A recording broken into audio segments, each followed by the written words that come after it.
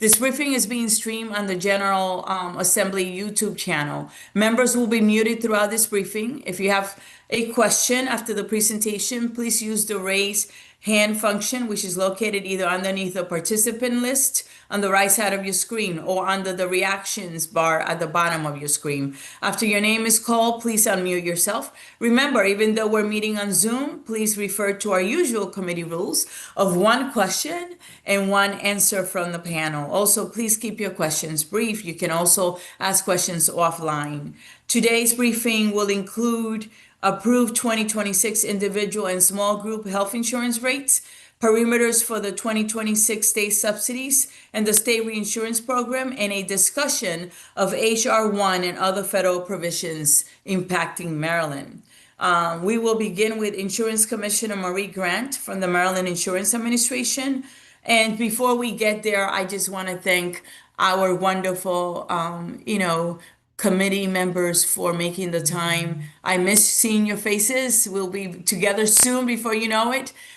So thank you for all the work that you do that people do not see. But before I go there, I like to give an opportunity to Delegate Kerr, who is in Ireland and is joining us with a class, and he's going to be introducing them. So welcome, Delegate Kerr. Thank you, Madam Chairman. I am here in Dublin, Ireland, at a symposium on public health that's being hosted by the University College Dublin faculty and graduate students. And joining us also is the University of Maryland School of Public Health and University of Birmingham in the United Kingdom. The students have been here the last 3 days. We've been discussing their research in healthcare policy, and one of the topics had to do with what happens with their research once it's finished. What are the practical applications of it? And my part for being here is I was explaining how we came up with the legislation for the youth subsidies, and so this is very fortuitous for us that this is happening at a time when we're just finishing up our seminar day. And here's the group. Yeah. Wonderful. And we want to say welcome on behalf of HGO and Finance. It's wonderful to see your lovely faces. You're definitely with an amazing human being who is respected highly among his colleagues and who does really great work, especially with the issues that we're discussing today. So welcome to HGO and Finance. I would like to give, go ahead. Delegate Tavares, you probably recognize a couple of people in this room. Can we say hello, Delegate Tavares? I do. I'm not gonna lie, I'm so excited that you're there. Yeah. I will say we visited the assembly in August with the faculty and the students in this room from University of Maryland, University College Dublin, and live streamed with University of Birmingham professor expertise there. So we have been there once already. Now we're back from overseas. Yes, I know that I couldn't do it, and I was like, I hope that Delegate Kerr could. So I'm so happy. You don't even know. Thank you very much. That is wonderful. Welcome. And if I may just give an opportunity for the youngest member of HGO to say hi, Jennifer, Delegate White-Holland, introduce the wonderful new member of HGO. Absolutely. And she's tuckered out, so she's asleep, but we'll probably wait for her next bottle. But this is Riley Holland. She was born 3 months today, and she is doing very well, just sleeping on me and listening in. I briefed her about this briefing earlier, so she's prepared. She's fully aware. Well, wonderful. Welcome. We love her already, okay? And if I may allow and give the Vice Chair of Finance until Chair Vital gets here, just a minute to say hello on behalf of Finance. Delegate Senator Hayes. I thought I saw him. Okay. In any event, why don't we go ahead? Commissioner Grant, will you be so kind and get started with your presentation? Yes, absolutely. Is someone from the HGO team going to share slides, or should I share slides? Oh, that was magical. Thank you. They are good. They're right.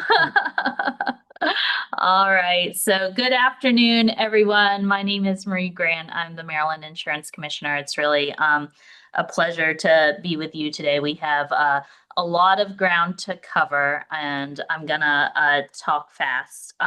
So my portion of the presentation, the Maryland Insurance Administration's portion of the presentation, will be really focused on the rate cycle for 2026.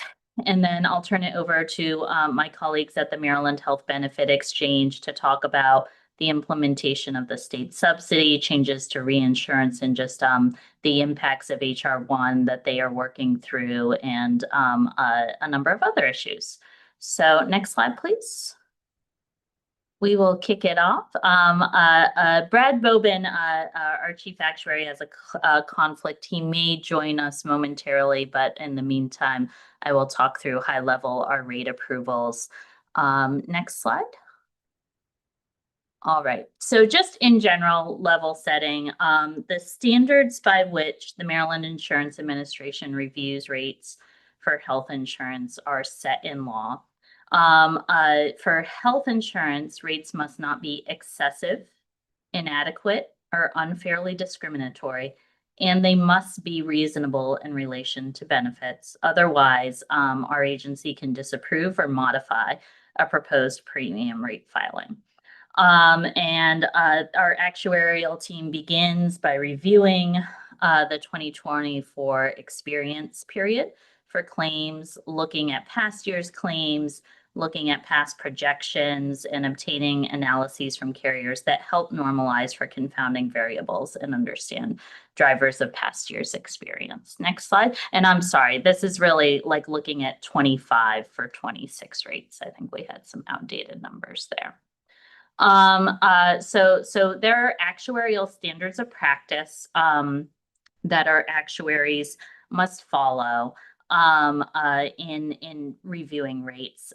They look at assumptions that other actuaries have produced for the insurance companies, and those assumptions need to be supported and reasonable, both individually on their own and then in aggregate.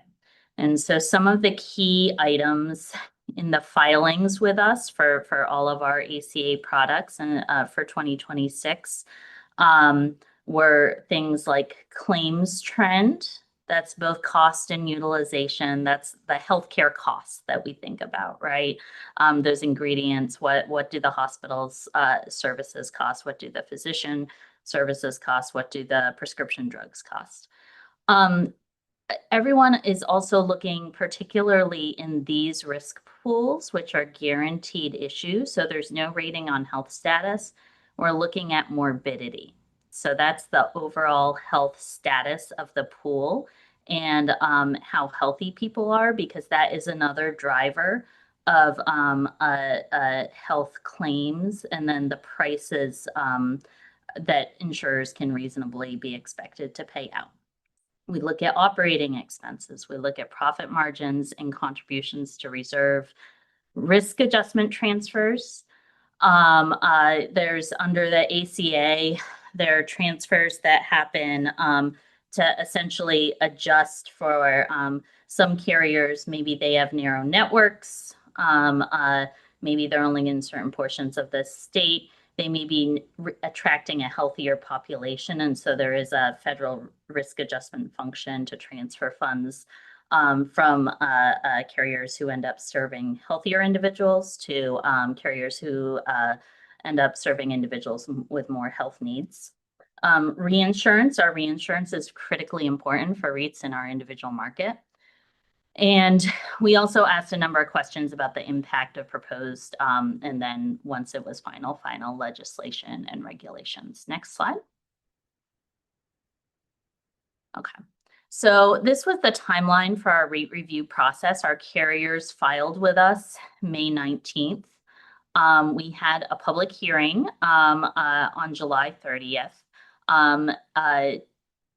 A very important date in our rate review process was August 18th, because that's when the Maryland Health Benefit Exchange Board voted on a state subsidy. As you may all recall, you passed legislation that authorized MHBE to develop a state subsidy for 2026 and 27 if the federal government did not act to extend enhanced tax credits. And indeed, they have not acted yet, as I think we're all probably aware given the current situation. August 30th was our deadline for public comments, and then we submitted final rates and published those September 19th. We do that to get all that rate information to the Maryland Health Benefit Exchange and our carriers, so then they can do all the operational work that they need in time for open enrollment to start November 1st. Next slide. Okay, so some of the key market trends happening in our individual market. First of all, Marylanders continue to enjoy some of the most affordable rates in the country. So I think even as we go through and talk about increases that folks are seeing, increases in the base rate, increases based on the amount of subsidy will be available, we still need to get the message out there that we still have some of the lowest individual market rates in the country, and we want folks to shop. And that's largely due to the continued effectiveness of our 1332 reinsurance waiver. And those rates, as a result of the reinsurance waiver, they do continue to be lower than they were pre-waiver in 2018. And the waiver continues to keep rates 30 to 35% lower than they would be without it. So again, that 13.4 overall increase that we're seeing in the individual market, it's driven by changes in the morbidity or the health of the pool because of the loss of the expiring federal tax credits, as well as changes in medical trend, which are mainly driven by increased pharmaceutical costs. And that's mitigated. That would have been higher if the state hadn't chosen to do a state subsidy. So we'll talk about that in more detail in a minute. It's also important to know, and my colleagues at the exchange will talk about this in more detail, Marylanders use federal tax credits to help afford their coverage in the individual market. So about 78% of folks who are buying individual policies on the exchange currently receive some sort of reduction in premium through advanced premium tax credits, including those enhanced credits. That's in 2025 today. But we're expecting those enhanced tax credits to expire by the end of this year unless Congress takes action to extend them. Next slide. Okay. And my colleagues at the exchange will talk in much more detail about this, but really the exchange, working with our actuaries, working with our actuarial partners, created a new subsidy program for all ages for those who are under 400% of poverty for 2026 only, to help offset the expiration of the enhanced federal tax credits. And so this state subsidy program is going to replace 100% of the enhanced federal subsidies for those under 200% of the federal poverty level. If your income's between 200 and 250% of poverty, the subsidy program phases those subsidies down from 100% replacement to 50% replacement. And then for those who are at 250, between 250 and 400% of the federal poverty level, the state subsidy will replace about half of the enhanced federal tax credits.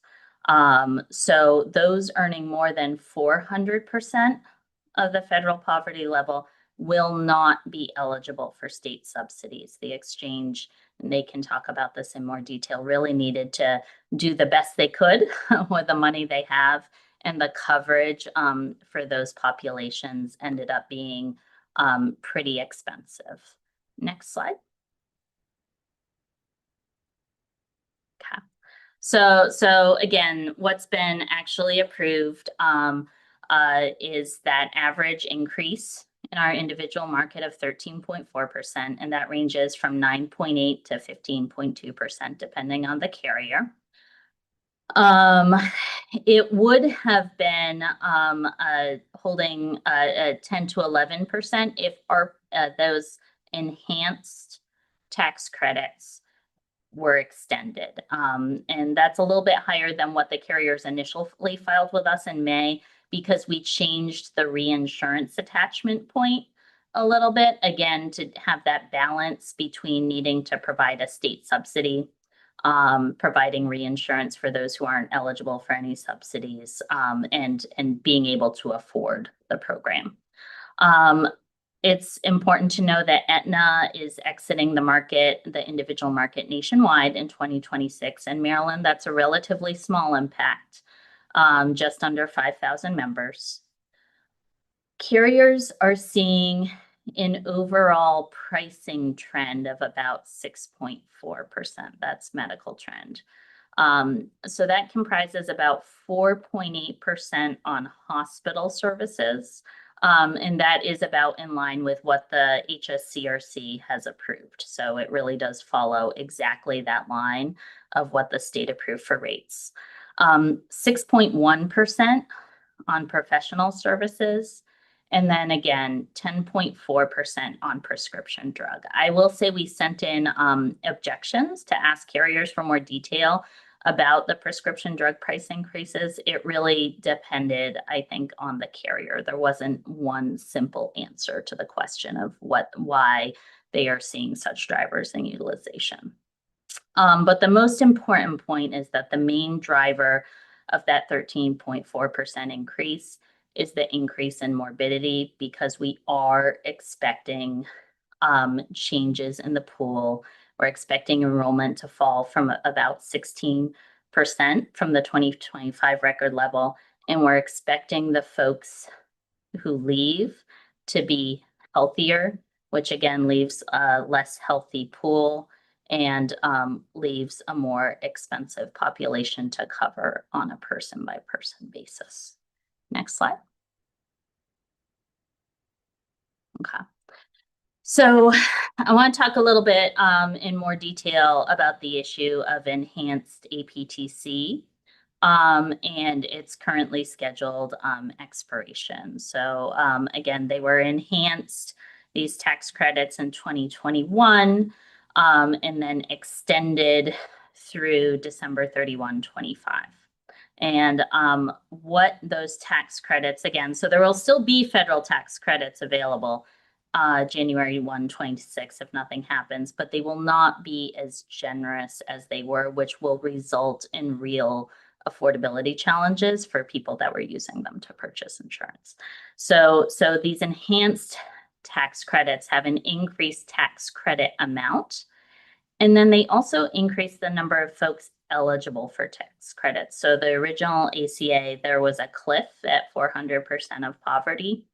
The enhanced tax credits remove that cliff and allow tax credits at any income where the benchmark plan would be more than 8.5% of your income. And so it really works on a sliding scale.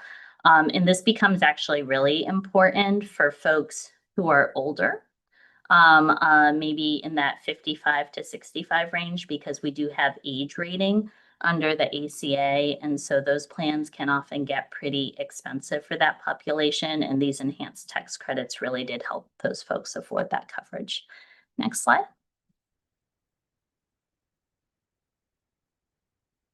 Okay. So again, we've seen a significant increase in enrollment and a significant increase in folks who have benefited from these tax credits in 2025 since May of 21. And as of, I think we finalized these slides a few days ago. It is still true today, unfortunately, but the status of enhanced tax credits is uncertain. Currently, they're scheduled to expire, and it's the subject of negotiations over the end of the federal government shutdown. Next slide. Okay. So these are some things that would happen in Maryland if the tax credits are extended. We could see lower rates overall. Again, right now we're at 13.4%. we could see rate increases instead of 10 to 11%. If the enhanced tax credits are fully extended, then there is a proviso in our legislation that the state subsidy program will sunset. So essentially, the state doesn't have to pay out that money to help mitigate the loss anymore, and that would greatly help money we have available for healthcare, obviously. But I also just want to say the clock is ticking.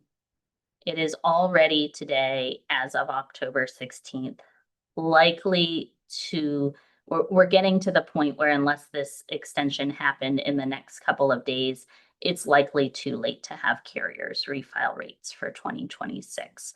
Open enrollment starts November 1st. The exchange team will talk about this more, but renewal notices have already gone out.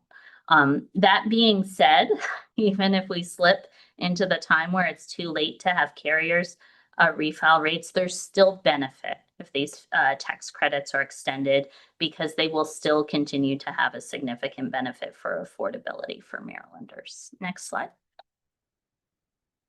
All right, this is a busy chart that I'm going to skip over to give you some examples. Can we go to the next slide?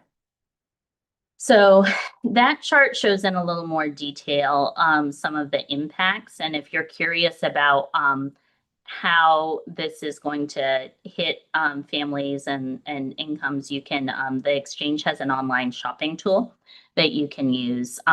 But it really, really depends how it hits every family based on your age, based on your income, based on your family size, and based on your plan enrollment. And so I wanted to, that table shows a number of different impacts based on family size and income, but I wanted to walk through what that can mean practically. So here's our first example.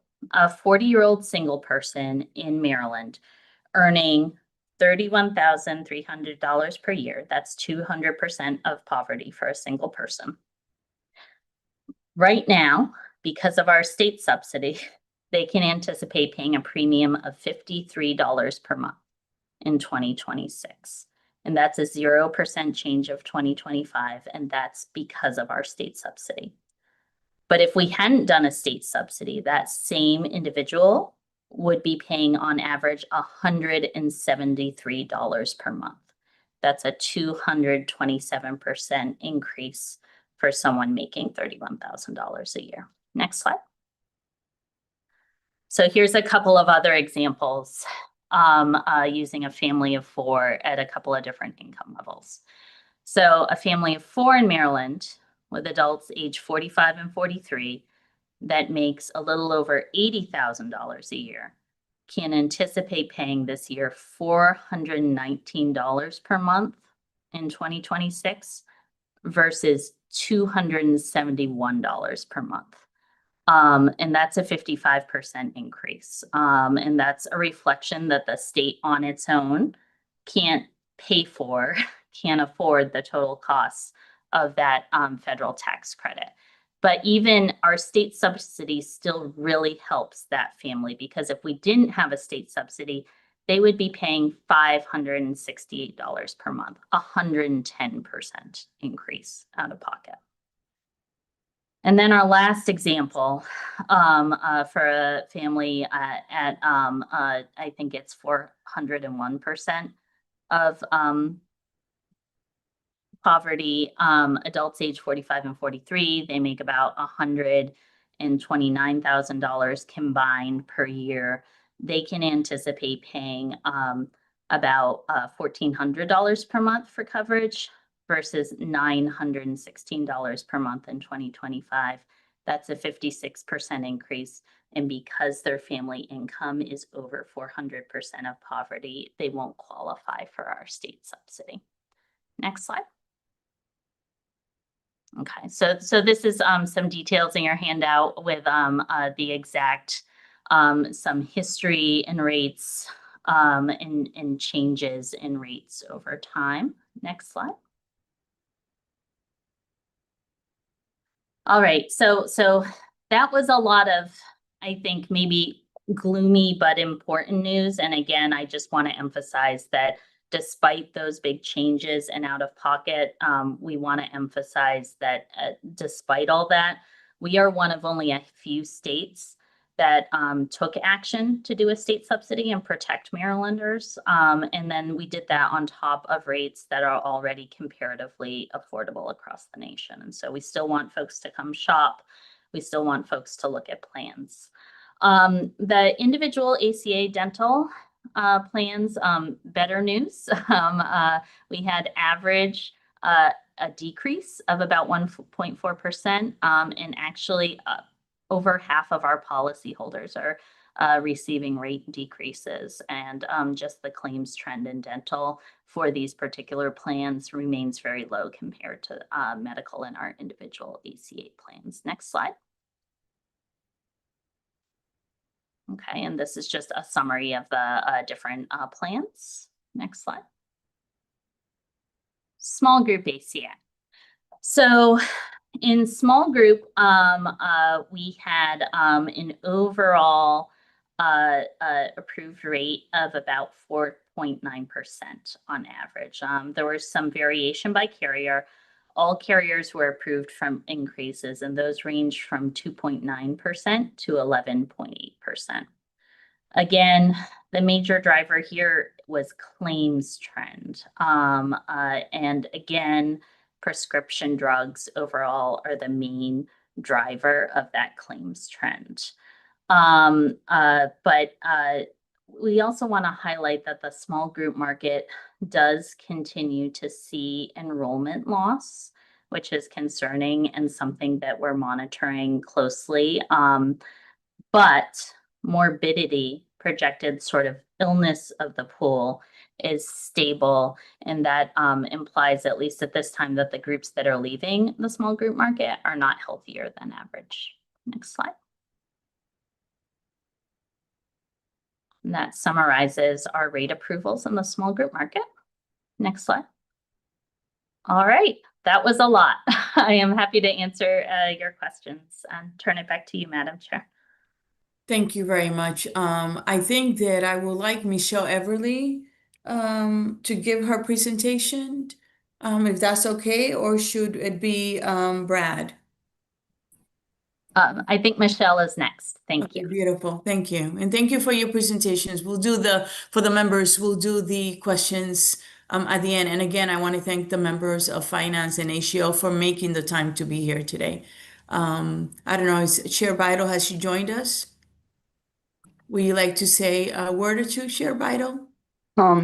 Thank you very much, Madam Chair, and I apologize, I'm not on video. I'm actually in a little consulting room at Chase Brexton, and I don't have very good signal. I'm afraid if I put on video, I'll lose my signal completely.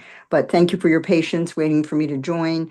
This was a very interesting press conference with Congresswoman Elfreth and Delegate Dana Jones to talk with Chase Brexton and press about what's going to happen if we don't get the Affordable Care Act funded by the federal government. So that, along with the rate increases we're already seeing, is just going to be a tremendous impact to our ratepayers in Maryland. I'm very, very concerned what's going to happen if we don't get the Affordable Care Act taken care of in Maryland.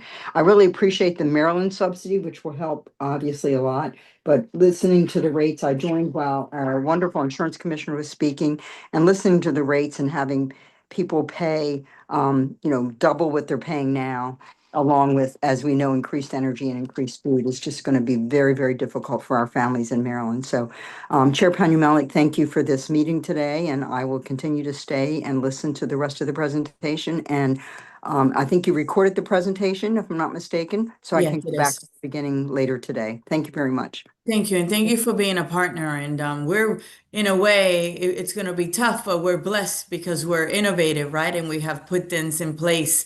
I feel bad for the states that have not done that, which are so many. And we are grateful for the work that our experts here are doing. And thank you for being a partner in this work, because we do it together. Thank you so much. Michelle.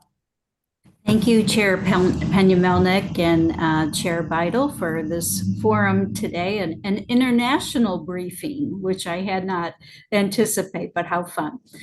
I think we have some slides as well that should be coming up for us. Yes, and while that comes up, Chair Vital, we are joined by Delegate Kerr and international graduate students in Ireland from both Ireland and the University of Maryland. Go ahead, Michelle. Thank you. And you can move to the next slide, please. Maryland Health Benefit Exchange operates Maryland Health Connection, and we are Maryland's designated state marketplace that was established in 2011 under the Affordable Care Act. We are moving into our 13th open enrollment period. We've worked tirelessly since we were implemented to fulfill our vision of high quality, affordable health coverage for all Marylanders.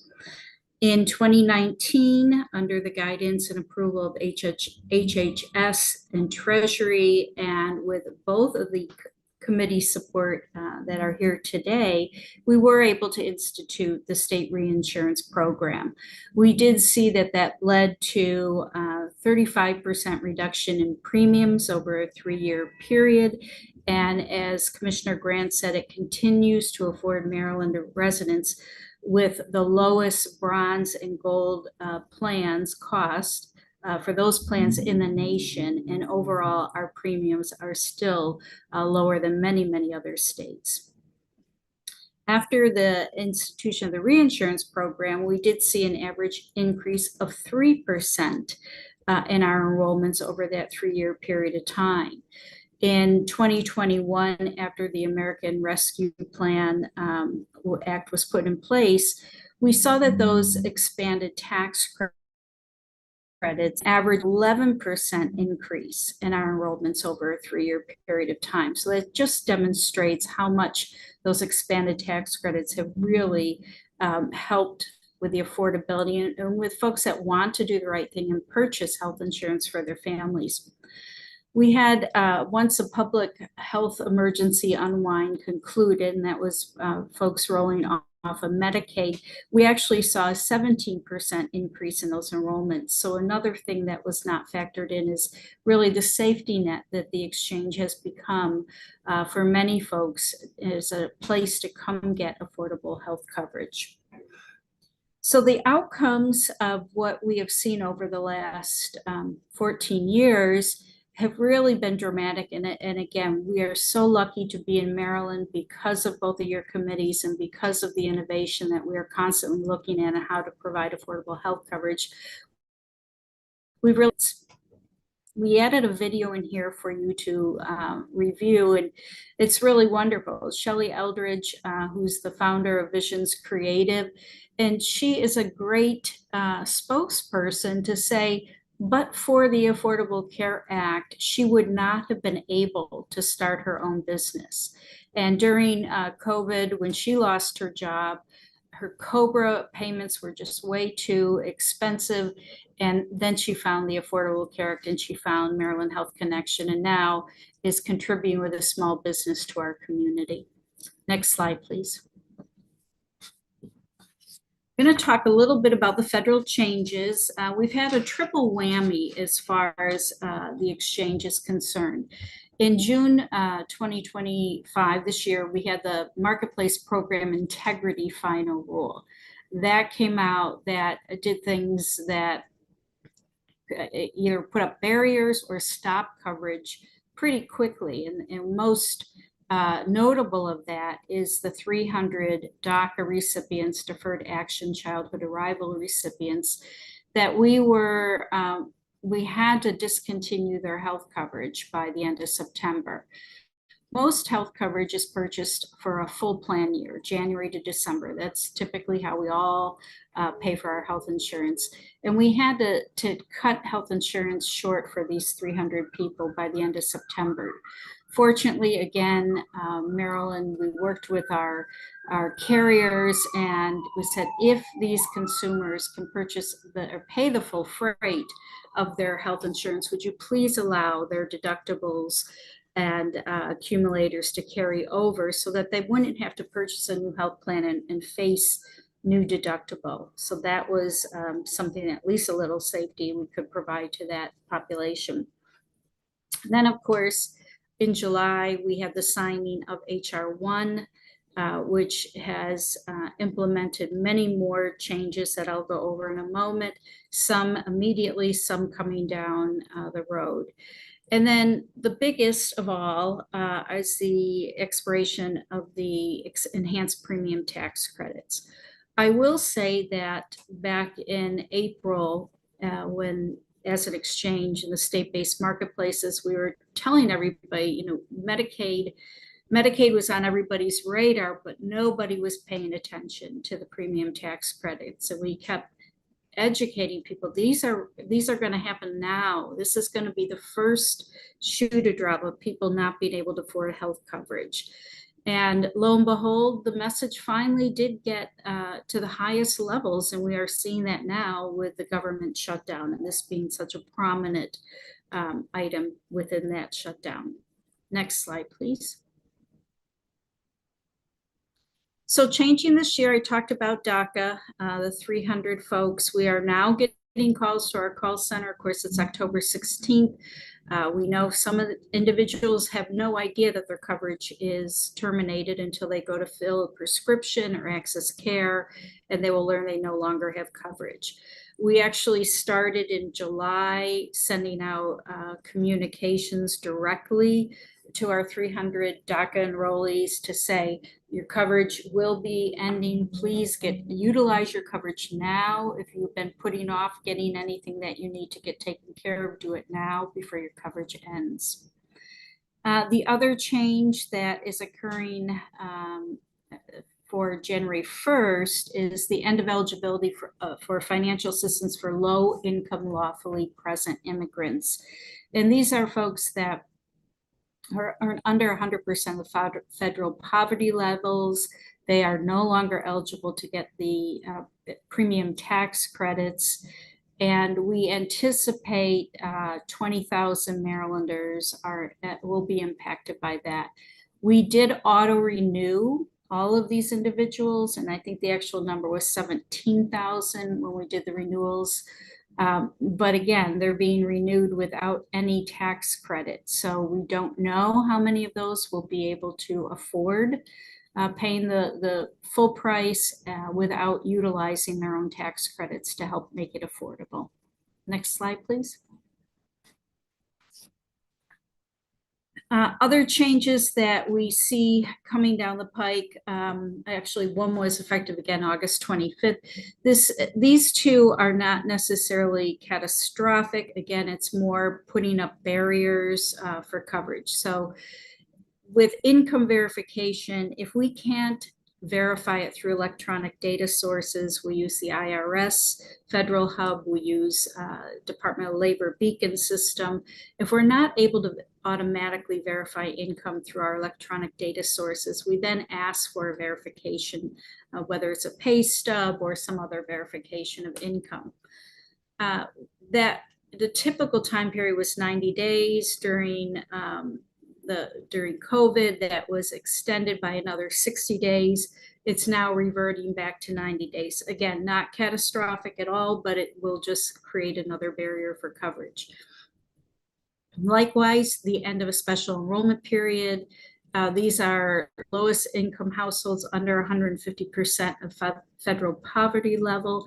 They will no longer be able to enroll at any point in time during the year under a special enrollment. This will impact, we estimate, about 1,000 Marylanders per month. Again, this population will be able to get coverage during open enrollment periods, so it's not necessarily catastrophic, although it could be, but it just puts up a barrier to getting coverage earlier. And the thought behind this is that people will take advantage of the system and only get coverage when they need it and then drop their coverage. Although we have done a study with our carriers in the past and found that that's not the case, that people that get coverage really want to have coverage and stay in coverage. Next slide, please. So one that actually this has worked out in our favor to have this lawsuit for failure to file taxes and reconcile the premium tax credit. Part of the requirement of the Affordable Care Act has been you file your taxes, you're able to draw from those taxes and in an advance mechanism so that that can go to the carrier and help you pay for your premium. You need to reconcile when you file your taxes, and if for whatever reason that doesn't reconcile, then the IRS will put a flag on your account, and it's called failure to file, or it's did not file correctly, and you are no longer able to get those premium tax credits. You can still purchase, but you can't use any tax credits for your health care. When the government was shut down prior, we had a challenge where folks would call the IRS and try and get the flags lifted, and there was no one there that could help them. So we kind of, at the point we're in now with the government shutdown, this actually is an added benefit. We will not be running the failure to file because it has stayed right now legally. But another benefit is that knowing where the IRS is right now, we may have had that same issue. Next slide, please.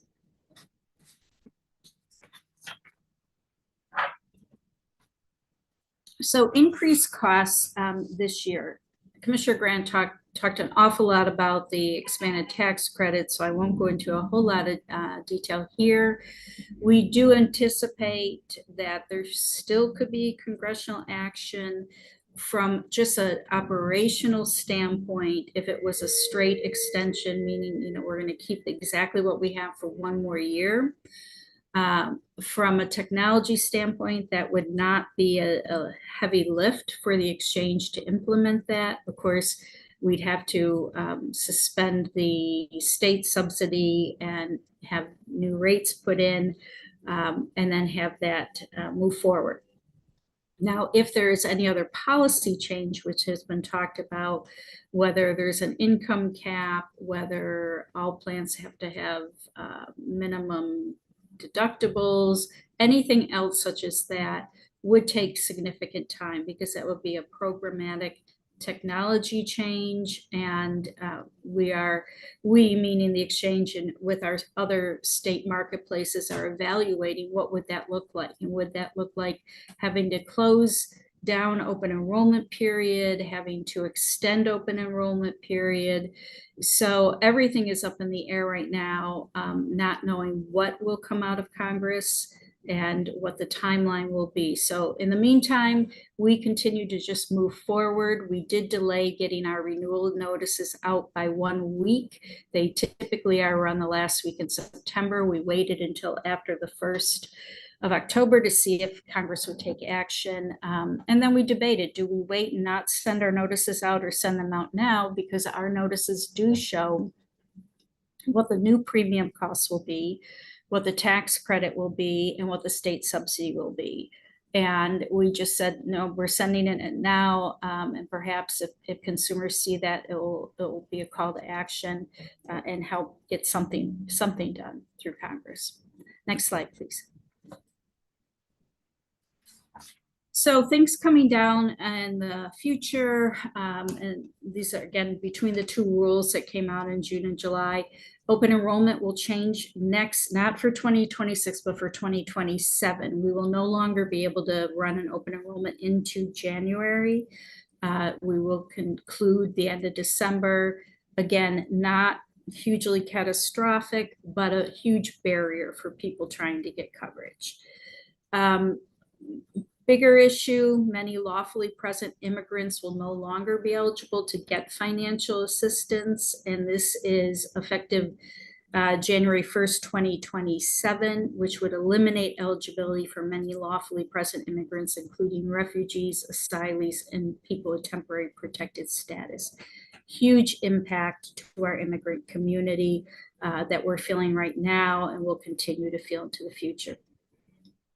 Many changes are coming that will impact Medicaid. I won't go into those today other than to say that because the exchange is an integrated eligibility and enrollment system, and we process the over 1 million Magi Medicaid recipients, we are working very closely with our sister agencies to get in place changes that are coming down, again, some of these middle of next year. So a lot of work there. Next slide, please. And just our next steps, what are we doing? Again, we're working as closely as we can with CMS to get as much state flexibility as we can. Again, looking at, do we extend the open enrollment period depending on what comes down? Preparing for impact to our consumers, our systems, staff, our budget, all the things that are being impacted by having to rework work we've already done and not having planned that into our timeline. Implementing and looking for ways to keep Maryland's covered. In fact, we had our all staff meeting this morning, and we just said we are going to have to be more at the front line, communicating, offering to find other assistance, whether that's over the phone or our in-person consumers, because it is a crazy time and people will not know what direction to go, where to get health coverage. So we will all have to continue to communicate. Next slide. So our key messages this year, and you'll see this coming out, we actually started running our marketing materials early this year. Usually we start on November 1st, but we're starting now. And our message is the exchange is still here, and we are still here to help, and there are options available. So really trying to have that message that we will be here, we will help you navigate, we will work with Maryland Insurance Administration has what is called the HCAT team to help find or solve problems, get coverage, navigate the systems. So that's our message. We're here and we're here to help. We've also talked about, using your coverage now, preparing for higher costs in 2026. But we will remain as your trusted local resource. Next slide. This is just an example of the postcards that we started sending out early. Again, encouraging people file your taxes, update your information, and use your coverage. Next slide. All right, I will move right into the state subsidy update. And again, could not be prouder or more grateful to both of the committees represented here for what Maryland has done with the state subsidy. We are the only state in the nation that did not have to come up with new money to put in for a state subsidy because of the what we had with the reinsurance fund and being able to use those funds and looking at how best we could serve Marylanders. So again, just bravo to us all for having the foresight to do this. I won't go through a lot of this because Marie covered it. So let's see. Just to mention that all three of the state's affordability programs, the reinsurance, young adult subsidy, individual subsidy, our source of state premium reinsurance. And we worked really hard to make sure that, in fact, the summer was incredibly busy going back and forth with all the actuaries, trying to model out how we could get the best bang for the buck. And I think if we go on to the next slide, not this one, the next one, but I'm going to stay here for a minute. So we really were trying to measure how do we preserve the reinsurance fund so we're not having a negative impact on the reinsurance fund, but we're really trying to retain as many people in coverage and help as many people. And we must have gone through, I don't know, 20, 25 different iterations. We'd get a little more information, then we'd go back to the actuaries. We actually delayed taking it to the board because we had more information. But you will see in this, again, Commissioner Grant covered this, 95% net premium increase on average for the 190,000 enrollees who received premium tax credits if we had not come up with a state subsidy program.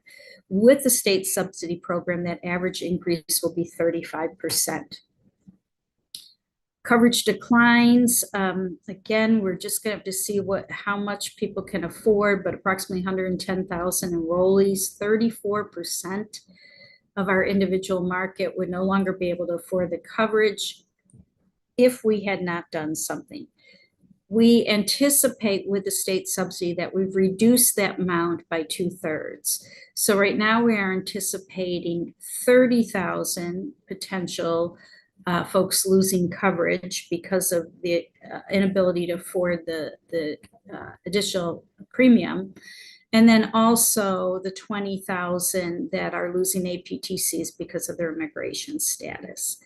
Now, funding that's at risk for the state, without those folks getting the premium tax credits, we don't get the pass-through funding, as Commissioner Grant spoke about, that goes into the reinsurance fund, and we project a loss of $430 million annually that supports the individual marketplace. Next slide.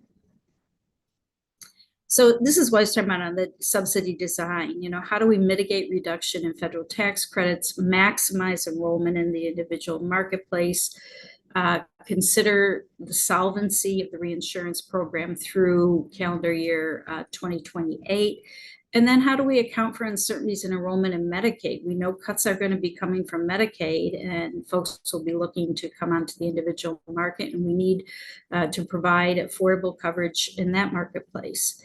So those were all the things we were looking at, considering a small group market changes, as we tried to come up with this, what we call, the best sweet spot we could for providing coverage. Next slide, please.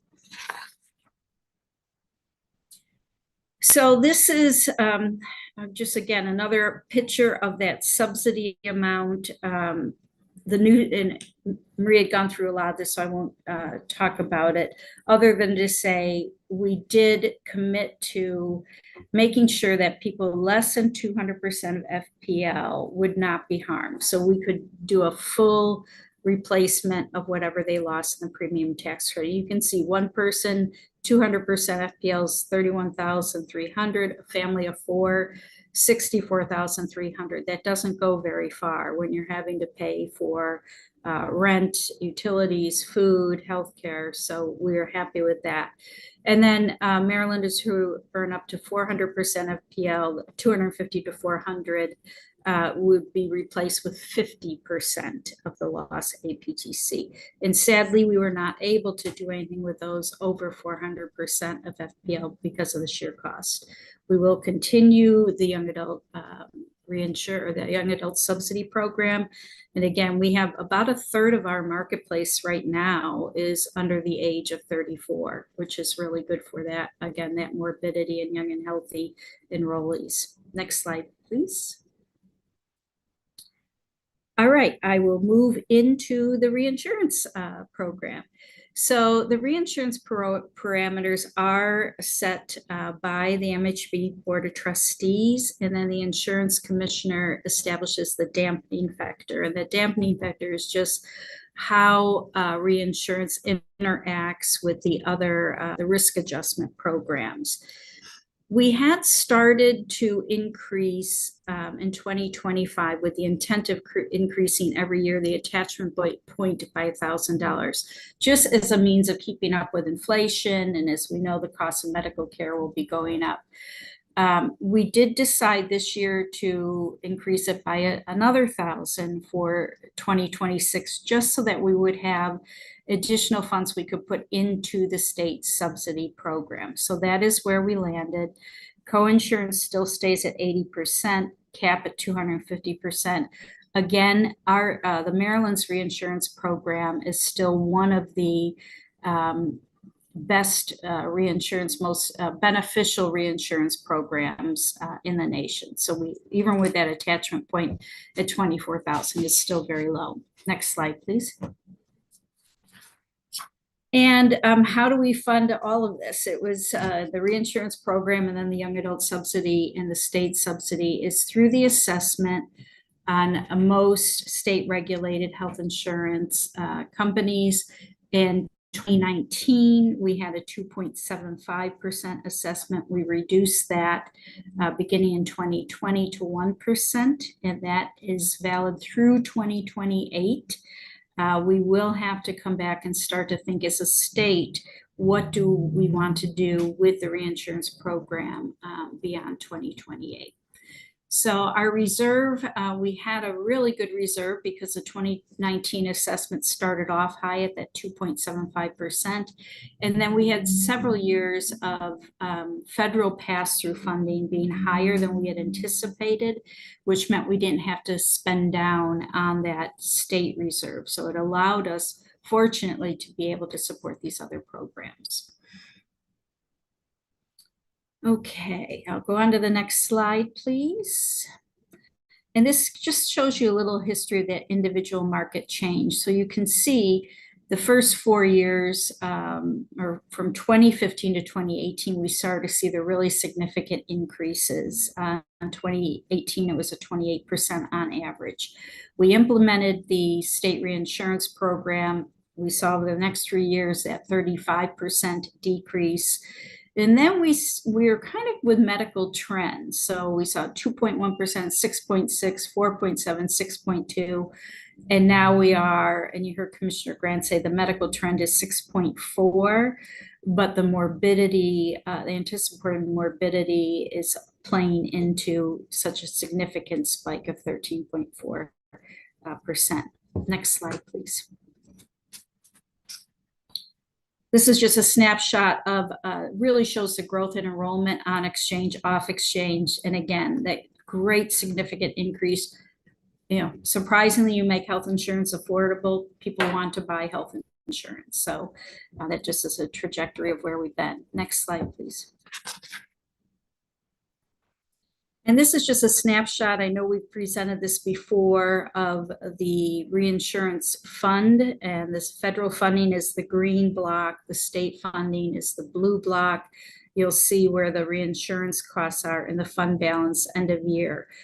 So you can see as we modeled this through 2026, making sure we still have end of year fund balance that is adequate, and we looked out to 2028 to make sure it's adequate.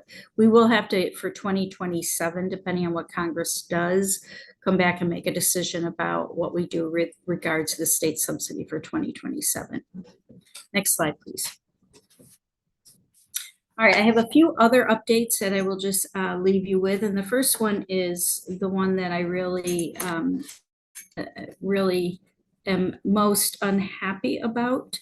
It is our Access to Care Act, the implementation update. So again, in really looking at how we, the exchange, can fulfill our mission and making sure that all Marylanders have health coverage, we worked with both your committees and to pass the Access to Care Act in 2024, and that directed the exchange to apply for a waiver amendment to allow all residents to enroll on exchange regardless of immigration status. There was not to be any subsidies attached with that state subsidy, or obviously no APTC would be afforded. We worked really hard under the last administration to make sure that it was approved, and we were all set to go for a 1/1/26 implementation date. We did not anticipate at that time that we would have the marketplace integrity rule or HR 1 that would throw up a whole bunch of new requirements that we would have to put in place in very short order. And I'm speaking of work requirements for the ACA expansion population and Medicaid. Again, they are all in the exchange. So our focus in terms of where we had bandwidth to move this forward was taken into consideration. Also, we looked at, excuse me, we looked at what risk is there of the federal government asking the exchange for data.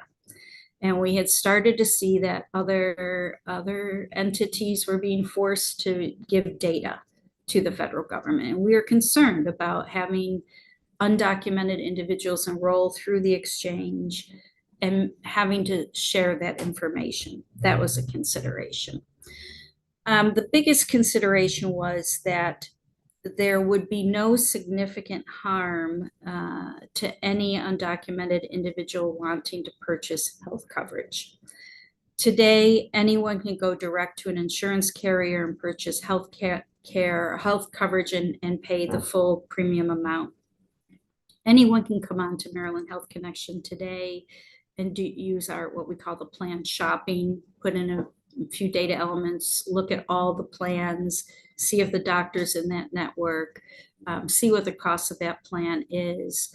We have worked with CASA, one of our key stakeholders, that we would make our navigators available to help sit with folks.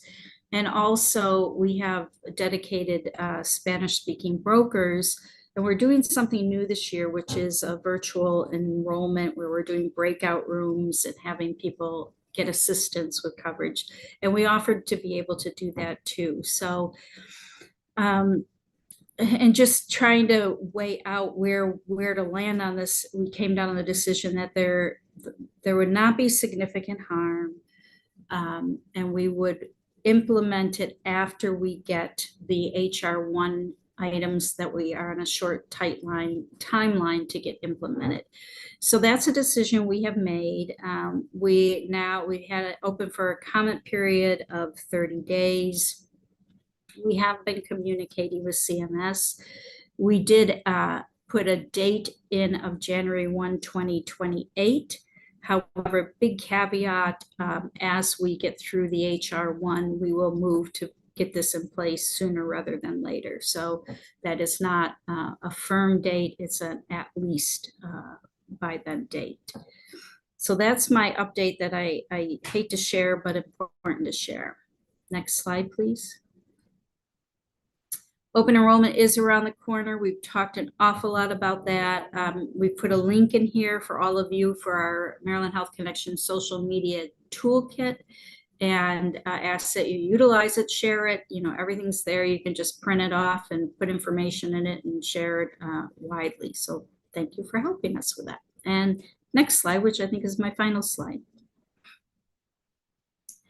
I'm going to leave you with a good piece of information for our small businesses. We've been trying for years to really build out our small business portal for small businesses. This year, the rates for the small business marketplace aren't as bleak as they are for the individual marketplace. And we now have this new portal. Our goal working with small businesses is multifold. If you don't want to have anything to do with it, let us help you educate your employees on individual market products. If you want to contribute some towards it, let's talk with you about what plans might be an HSA plan, or in the future, ICHRA, which is individual coverage HR plan. Or if you want to have your own plan, you now have multiple options. Right through our system, you can have your employees, you can select one carrier and have your employees get multiple coverage options. Or if you want to have multiple carriers, you can pick what types of plans and provide. Your employees can pick Kaiser, they can pick Care First, they can pick WellPoint, they can pick, you know, whichever carrier that they are interested in selecting. So this is a huge achievement for the exchange of getting this up and running. I put the web link in there, and if anyone has any questions, please reach out. We are really happy to share where we're at with this now, and then things that might come down in the future. And this might be one itty bitty little bright star in that we do know that the CMS administrator, Peter Nelson, is interested in making sure that there's options for small businesses. And so we may be able to persuade some future legislation that will make it even better for our small businesses. And I believe that's my last slide, and I will stop there. And thank you so much. This was a lot, but it is really impressive and very, really good slides, right? Regarding the numbers and the different scenarios. So thank you for all your efforts. I want to thank your staff and yourself and the commissioner for the Maryland Insurance Administration. I want to ask, is Mr. Brad Bobin, the chief actuary, going to present, or should we go to question, Commissioner? He is here for questions, Madam Chair. Okay, Thank you so wonderful. So for both the members actually, why don't I go ahead and let Finance go first, Chair Vital, see if any of your members have questions, and then I will go ahead and see if my members have questions.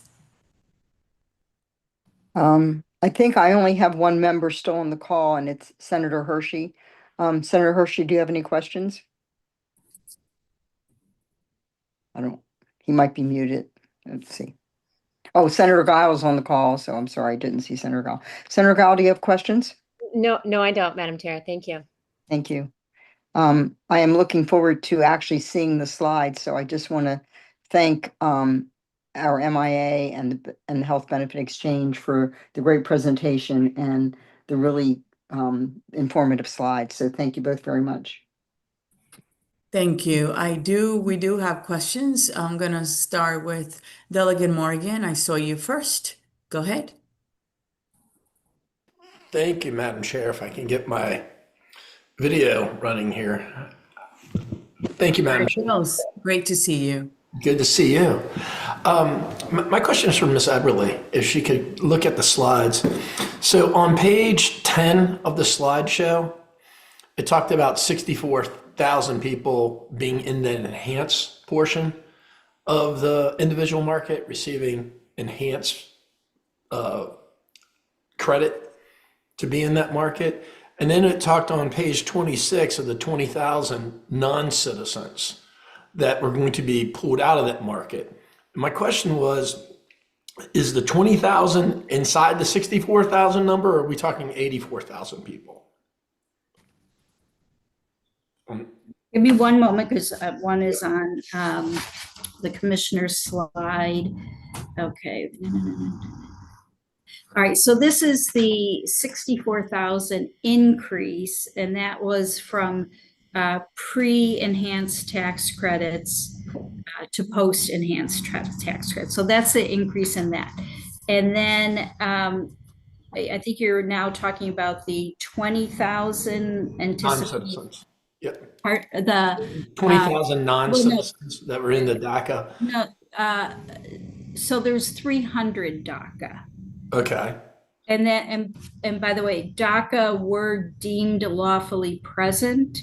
Okay. So they were lawfully present citizens, as is the other 20,000, they're lawfully present.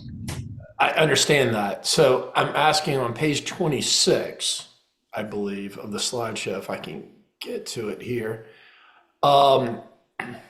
If you could give me 1 second. Yeah, it says it impacts Morgan, 20,000 Marylanders there. Delegate Morgan, give me Yeah. 1 minute. I think that Commissioner Marie Grant, was your hand up to address that question? Yeah, and this is, Michelle can keep me honest here, Delegate Morgan. I don't know that we know that those 20,000 impacted lawfully present folks were all in that 64,000 increase. I think some of those folks probably had coverage before. Because I think during the presentation, you said that you sent out 17,000 renewals of that 20,000, but because of HR 1, they're no longer allowed to be in the system. Am I understanding that correct? No, they're lawfully present, so they're allowed to purchase through the exchange. They Okay. just are no longer eligible for tax credits. Okay, so that tends to make me think they're inside the 64,000. I think that we just don't know, Delegate Morgan, because those folks were eligible for tax credits, I believe, before enhanced APTC. So there's the expiration of enhanced APTC, and then there is the changes that HR 1 made, and sometimes they overlap and sometimes they don't. So. Brief follow-up question, Madam Chair. Of the people that are in the 64,000, do you know how many of those people are are above the 400% poverty line? I don't know. I mean, we would have to go back and look at everyone who enrolled for those period of years. And all of that data is on our website because we have monthly data reports that shows exactly how many enrollees are over 400%. So it is available. I just don't have it at my So Thank- Delegate Morgan, can you follow up with the executive director of the exchange and get that information and share with the committee? Yeah, absolutely. I think it would be interesting because I don't know if, you know, the rates were set back in 21 under COVID, and they did have an expiration. So we're trying to figure out, well, if they had to, COVID's been over for 2 years now. So it didn't make a lot of sense for those enhanced payments to have no cap at all, which I think is the situation we're under, correct? But I would say, Delegate Morgan, that it does make sense because as you could see, the people that were receiving them, even today when we're not under a public health emergency and under COVID, they're very poor people, right? People that are making, you know, when you make 30 something thousand and you're a single person, after taxes, you're talking about what, maybe 20,000? And then you figure in, you know, what you pay in rent. My son, I went with him. He moved recently to another state, and we went to see about 26 apartments in 1.5 days. I flew there to do that. And he got an apartment that pays $2,050, right? He's a young person starting his career. So it is expensive. It's expensive, right? Well, and that was the point of my question. I'm trying to figure out how many people are actually in poverty or struggling getting those subsidies versus ones she that are will- not and- getting the subsidies that are well over the 400% Right. And mark she said because she we can extended get it that for during you. COVID. Yeah. She can So get we'll it for that you. information. Yeah, so thank if you you. could follow up with her and then share it with us, okay? Will do. I appreciate it. Because Thank they you. do have the information. So Michelle, can you please try to get that information for Delegate Morgan and share it with the committees? Absolutely. And I'll just make one little correction. Because when we're talking about these are not necessarily all, I mean, these are middle class working families. And if you look at a family of four, a household of four, this is the federal poverty guidelines. 250% of the federal poverty guideline, a family of four is earning 80,375. And, for a family of four, that income, and as you said, you take out the taxes and rent and food and all of those of us that work for an employer are very fortunate that we get a huge subsidy to pay for our health coverage. But these folks are just using their tax dollars. But my question would still stands, right? I mean, it's legitimate that we're talking about benefits that were extended during COVID. And there was an explanation, there was a sunset period written into the original legislation. It's supposed to sunset December 31st of 2025. So what we're really talking about is trying to figure out how much we should extend the COVID benefits. Isn't that so? But it's not COVID benefit. I will argue that they are help for people that are hardworking people. And I would say that even today, when the federal government has laid off so many people that are now without employment, and we have so many in Maryland because we're so close to DC, and Maryland is the #1 state affected by that, I know people in my district, Delegate Morgan, that both spouses work for the federal government and are now without employment. So I think that it I was think we should- implemented during a need, and I would argue that we have a need now as well because people are barely making it. But we're not going to get into it, Delegate Morgan. Michelle Everly will send you the information. We have a lot more questions, and I promise 1:30 and it's 1:17. Yep, And sounds I'm good. talking with a lot of respect because I love you, okay? Yeah. So let me go Me to too. Delegate Hill. Thank you. Thank you, Madam Chair, and thank you, both Ms. Grant and Ms. Everly Administrator Grant and Executive Director Everly for your presentations. I have a quick question first for Ms. Grant. Impact United Healthcare and Hopkins, Humana, Aetna, not directly on the rates, but what do you see that we should know about? Yeah, so first of all, United went out of networks with a couple of big providers over the last several months. So I think we've all heard about Johns Hopkins. Let me just chime in here and say is they are currently out of network with Johns Hopkins. If you have constituents that are having any issues at all with continuity of care requests, please contact us. We are in direct touch with United. We need to make sure they're following the law. There's a lot of law and continuity of care. In the individual market, United's networks actually already excluded Johns Hopkins. They have a multitude of networks that they use in the state that range from very broad to very narrow. Their network is narrower in the individual market. And so again, any questions folks have as they're shopping, please reach out to the exchange, reach out to us. We can help you walk through those things. But so folks should be aware, but it shouldn't have too much of an impact in the individual market. What does have an impact is the loss of Capital Women's Care. That is a provider that's in the individual market. It's a really significant OBGYN provider. And so again, I think folks as they are shopping should be asking questions about who the providers are and network with any of our carriers. So that is the individual market. I think you started to ask a little bit about Medicare Advantage.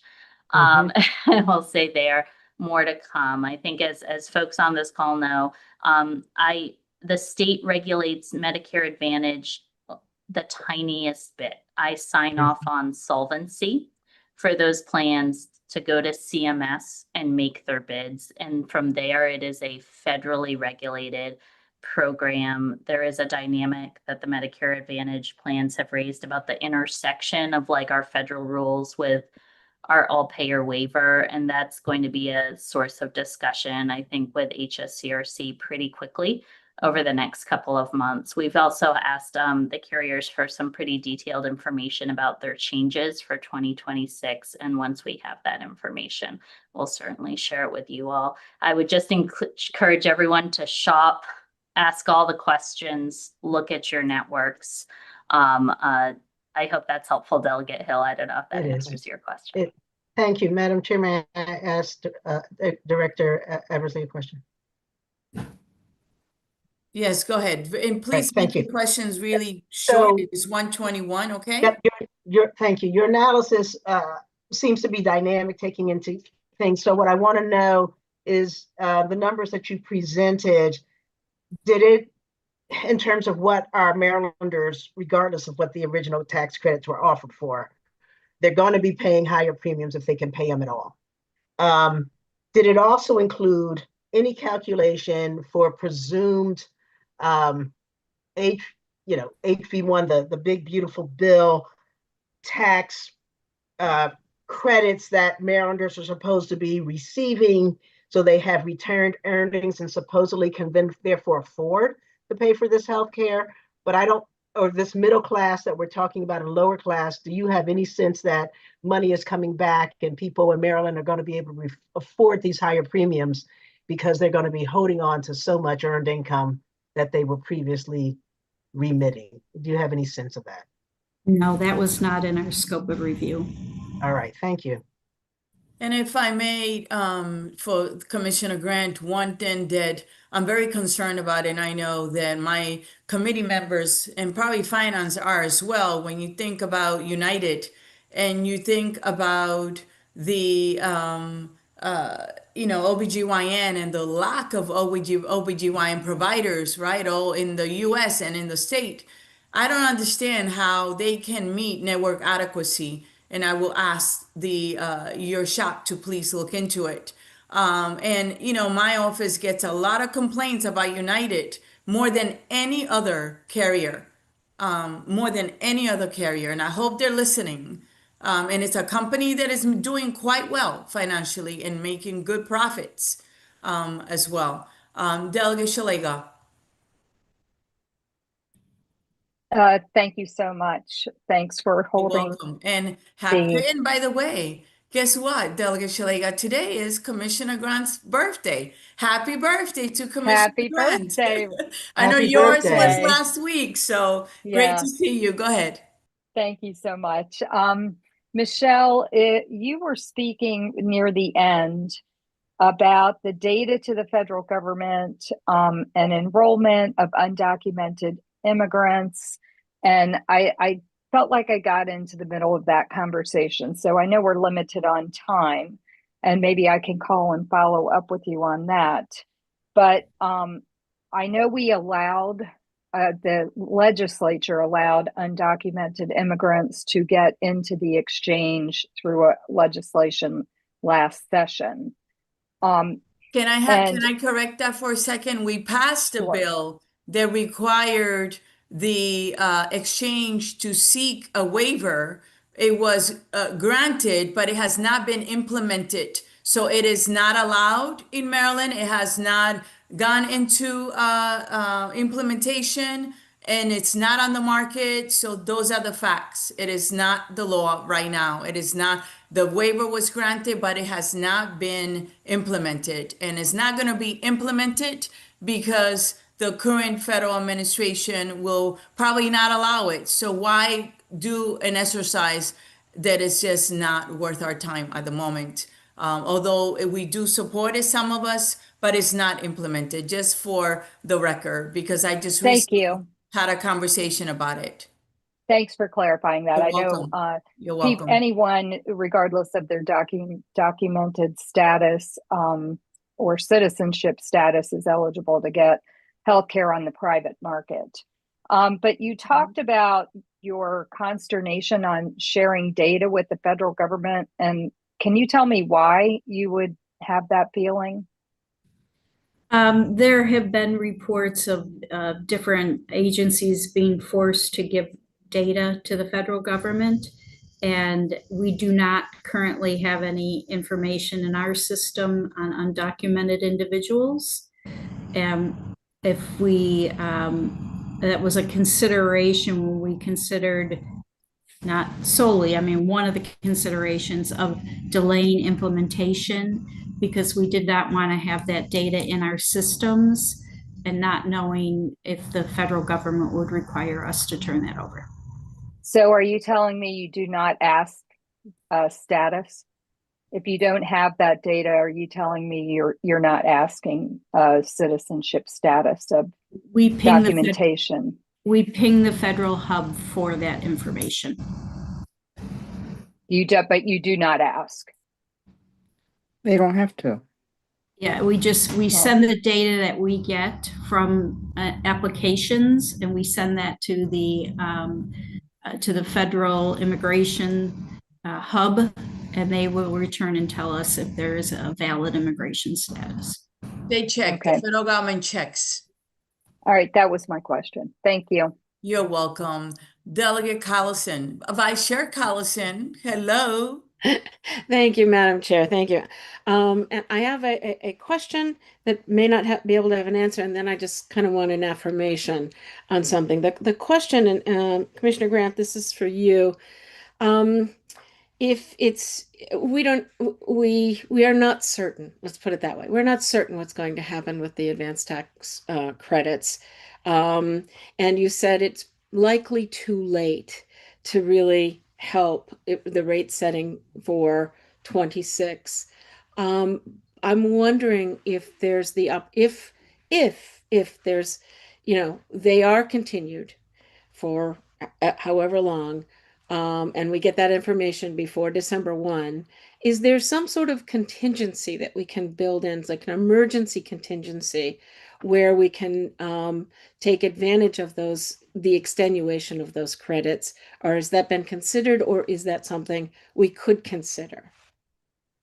Yeah, I think it's a great question. So and I just want to emphasize too, there's two places that the enhanced tax credits are important, right? So they are important for the overall rates in the pool. And then they are important for people's affordability of the coverage that they are buying, right? And those things interact, but there's sort of two things. So when I say it's too late to ask our carriers to resubmit rates, or it's getting too late, that doesn't mean it's not still important. So I want to just reemphasize that. In terms of, though, are there things we could do about rates in 2026 if the tax credits were extended next week, the week after, anytime now, to sort of reflect what might be higher than needed rates for carriers. I think that's something we'll definitely take a look at, should that come to pass. But I also just want to say, the later we go without extending, the whole point about the rate impact is like who's enrolling. So when there are confusing messages in the market, when it's not clear to folks what they'll pay, and if we wait until December to do that, like so far into open enrollment, it doesn't necessarily help the health of the pool, which is what the rates are driven by. Okay, thank you. That's helpful. But I hope that we're going to continue to look at that and what maybe we can come up with some innovative options. But you sort of lead to my affirmation point, and and this kind of goes back to what Delegate Morgan was asking. And when the tax credits were put in during COVID, they were put in with an extension, but the assumption was that we were going to have an analysis of the impact of those extensions. And what we're seeing now in Maryland, and I didn't get a chance, and I will thank both of your teams, so highly, because you have been truly innovative and are truly working to help all Marylanders stay insured. But what we saw is there was an increase in, I think, Michelle, you had a beautiful graph that showed the increase of number of people who are covered. And what little I know about insurance is the more people in the pool, the lower my insurance premium is. So we want to keep people in the pool. So the impact of now taking those away, and I think that's the point you all, and this is the affirmation point.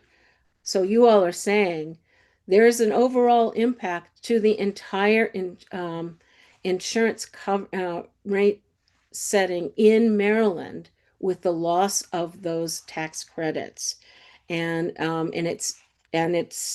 we've learned a lot about the good they can do, but now we're looking at what the negative impact would be should they be removed or not extended. Let's put it that way, not expanded. So just to, I guess, like I said, if I'm totally off base here, let me know. If I'm on base, affirm that for me, please. I think you're on base, Madam Vice Chair. And I don't see any other questions. I don't see any other questions. I just want to say that, Michelle, will you be so kind? And the question that Delegate Morgan had, could you provide him that information, and then provide it to both committees, the Finance and HGO Committee as well? And you notice we say one question, but everyone else had like 2 and 3 questions. So I did allow it. There was flexibility. And I do want to thank you all. I mean, again, all questions are welcome. I wanted to keep us to time. It is 1:32. I said 1:30. I want to thank everyone for being here. I want to thank you for making time, every single member of Finance and HGO, for making the time on a Friday afternoon to be here. I want to let you know that we appreciate your time and effort. And for the experts, Michelle and Marie, thank you and your staff for the hard work that you do. I know that these are difficult times we're living in, but I know that I feel really blessed and grateful to live in Maryland because we have, experts like you and my colleagues. I have colleagues like the one I'm looking at right now in these small windows that are creative and innovative, and we're doing our best to represent every Marylander, regardless of who you are, to make sure that you have access to care. So have a blessed, wonderful Friday. Have an amazing weekend and give yourself a little grace. Thursday. And Thursday, happy birthday, Madam Gary. Chair. You want to sing a little Delegate Hill as we go out? It's Thursday. Happy birthday to you. Happy birthday to you. Oh, you're muting Where's yourself. Where's Delegate Woods? Oh, yeah. All right. Have a blessed one, everyone. Thank you, Madam Happy Chair. birthday to you. Happy Happy birthday birthday to to you.